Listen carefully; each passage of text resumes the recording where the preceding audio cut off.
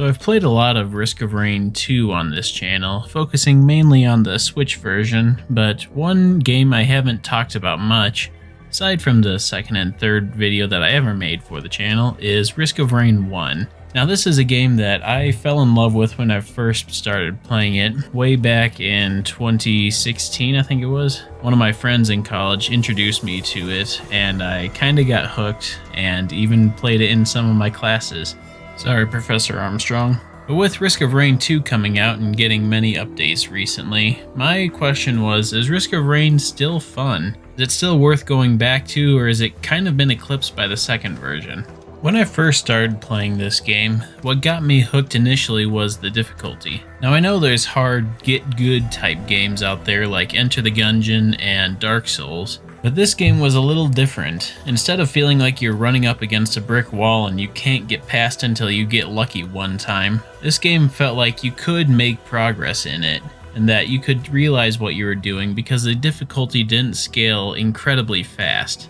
While it was extremely hard to get to the end, it never felt like it was impossible to play.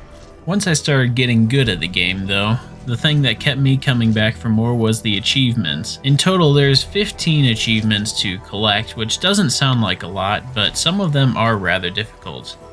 There's some easy ones like kill 20 Lemurians in one run. You can usually do that the first time you play through. Or there was the hardest one for me, drown 20 Whirls, which honestly took me a year to get. Aside from the 15 Steam achievements, this game is also filled with many other secrets and unlocktables, ranging from getting new items to new characters to entirely new stages. This is a game where even after 100 hours of playtime, you still feel like you haven't seen everything yet. Plus, another point for this game is that it can run on a literal potato.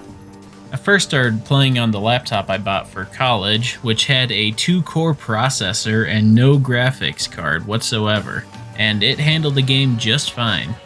Just be careful not to spawn too many fireworks in one location, as it can instantly crash your game, and lock up your entire computer for about 5 minutes.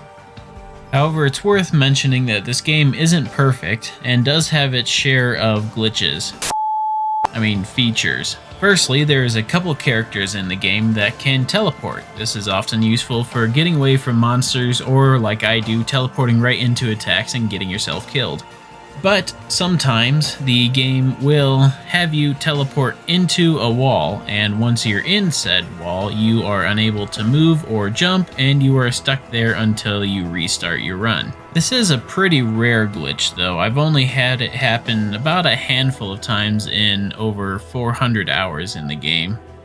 So all this has been a good overview of the game, but what about it? This is supposed to be a video about whether or not it's still worth it in 2021, and I am now 4 minutes in and haven't talked about that.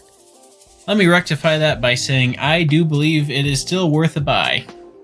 While Risk of Rain 2 is the second generation of the franchise, both games are different enough that they are both unique in their own right.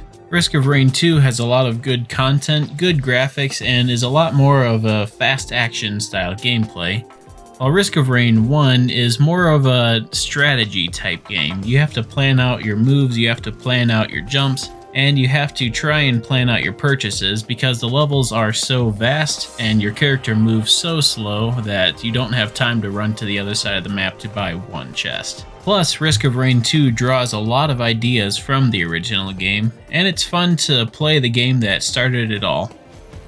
And if all of that hasn't sold you yet, it only goes for about $10 on Steam, and it comes with Risk of Rain 2 on the Switch version. Anyway, that's enough of my ramblings. What do you guys think? Did you start off playing Risk of Rain 1, or did you join during the second game? And as always, like, comment, subscribe, share, and all that jazz that the good YouTubers say, and I shall see you all in the next video. Take care.